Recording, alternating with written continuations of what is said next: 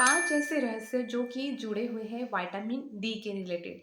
I know vitamin D एक ऐसा vitamin है जो कि हमें बिना पैसे खर्च किए ही भी मिलता है। जैसे कि हम हमारी बॉडी को यदि हम सन एक्सपोज करते हैं तो फ्री में हमारी बॉडी के अंदर में जो है विटामिन डी बनना चालू हो जाता है। विटामिन डी एक ऐसा विटामिन है जो कि हमारे शरीर के लिए, हड्डियों के लिए, हेयर्स के लिए, स्किन के लिए, नॉर्मल ब्लड प्रेशर के लिए या ब्लड शुगर लेवल को नॉर्मल रखने के लिए या मसल्स को भी अपना मैसेज बॉडी टू ब्रेन तक सप्लाई करने के लिए विटामिन डी ज़रूरी होता है। डिप्रेशन को दूर करने के लिए विटामिन डी की ज़रूरत होती है। तो आज हम जानने वाले हैं इस विटामिन डी के रिलेटेड 5 ऐसे फैक्ट्स जो आपको नहीं पता। फैक्ट नंबर 1 है, जितनी स्किन टोन आपका लाइटर है उतना ही आपके बॉडी में विटामिन डी जो है ज़्यादा बनता है। मतलब lighter the skin tone more the vitamin D absorption.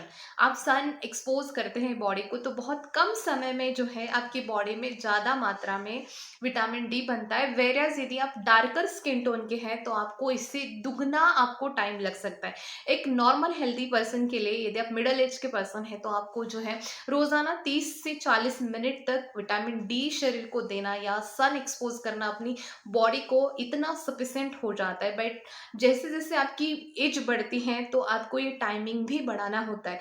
छोटे बच्चे में बहुत ही कम समय में बहुत ज़्यादा विटामिन डी शरीर में सिंथेसिस होना चालू हो जाता है।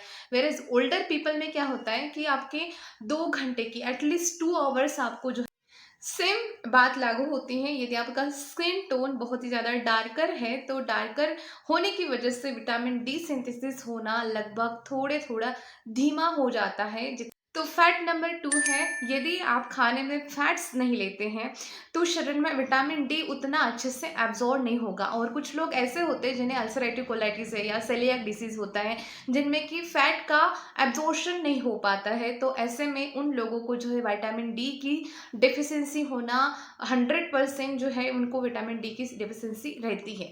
क्योंकि विटामिन डी एक जो है फैट सोल्युबल विटामिन है जो कि गट में किसी फैट के द्वारा ही एब्जॉर्ब अच्छे से किया जाता है। नंबर 3 है, यदि आप विंडो ट्रांसपेरेंट विंडो के पास में बैठ के यदि सनलाइट ले रहे हैं तो क्या आपको इनफ अमाउंट में विटामिन डी मिल सकता है या बॉडी में बन सकता है? नहीं।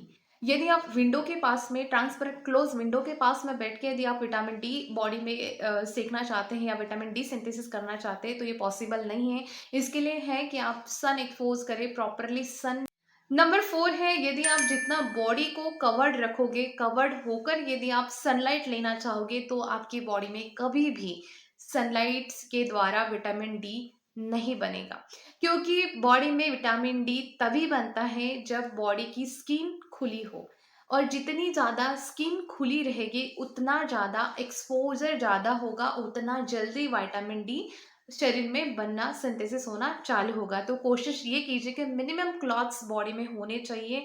सनलाइट में अपने बैठने के लिए जो है मिनिमम क्लॉथ्स होने चाहिए। साथ में कोई भी एक फैट्स रिलेटेड जो फूड है, हेल्दी फैट्स का एक सोर्स होना चाहिए।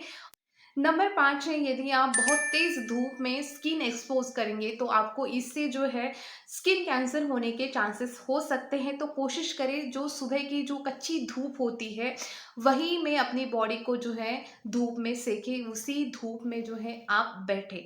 जितनी ज़्यादा तेज़ धूप होगी उतमें उसमें उतना ज़्यादा यूवी रेज़ होगा और जितना ज़्यादा यूवी रेज़ हमारे स्किन में पड़ेगा, स्किन जो है डैमेज होना चालू हो जाएगी, पॉसिबली जो है स्किन कैंसर होना जो है संभव है। तो ये जो चीज़ें रिलेटेड होती हैं विटामिन डी के रिलेटेड। अब और एक इम्पॉर्टेंट प्रो टिप है कि जो छोटे नवजात बच्चे होते हैं उन्हें ब्रेस्ट मिल्क के द्वारा उतना ज़्यादा विटामिन डी नहीं मिल पाता है। तो कोशिश करें कि उन्हें सन एक्सपोजर ज़रूर करें और जितनी कच्ची धूप आप उन्हें दिलाएंगे उतना ज़्यादा उनके सेहत के लिए अच्छा होगा। अब लास्टली एक और प्रो टिप मैं शेयर करना चाहूँगी कि कितना समय तक हमें स्किन एक्सपोजर करने से अच्छी क्वांटिटी में या हमारी बॉडी के लिए उतना सफिशिएंट होता है। जब छोटे बच्चे होते हैं तो बहुत ही कम समय में उनकी बॉडी में ज़्यादा मात्रा में जो है विटामिन डी सिंथेसिस होता है जितनी त्वचा उनकी खुली रहेगी।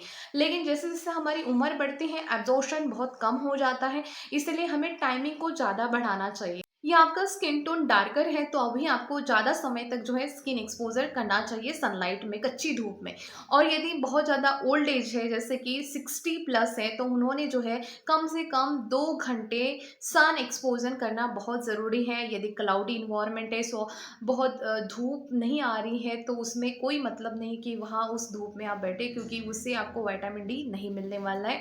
बेटर है कि जो खान-पान से है उसके द्वारा डेयरी फूड में अच्छा आपको डेयरी फूड है, एग योल्क है, इसमें भी आपको बहुत अच्छा विटामिन डी मिल जाता है। विटामिन डी जो लेने से हमारी ओवरऑल हेल्थ के लिए बहुत इंपॉर्टेंट है। विटामिन डी जो है हमारी बोन हेल्थ के लिए, हमारी ब्रेन हेल्थ के लिए, जब हम सन एक्सपोज करते हैं खुद को तो जो मेलेटोनिन गुड हार्मोन होता है वो सीक्रेट होना चालू हो जाता है और डिप्रेशन से हम काफ़ी हद तक रिकवर होना चालू होता है।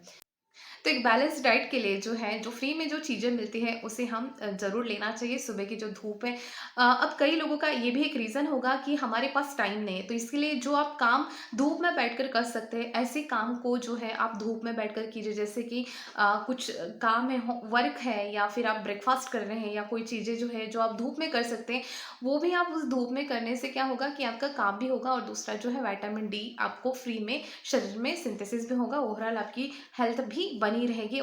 जानकारी अच्छी लगे तो लाइक और शेयर ज़रूर कीजिएगा और चैनल को सब्सक्राइब करना मत भूलिए। और यदि फेसबुक पेज से मुझे देख रहे हैं तो आप पेज को फॉलो कर सकते हैं। थैंक्स।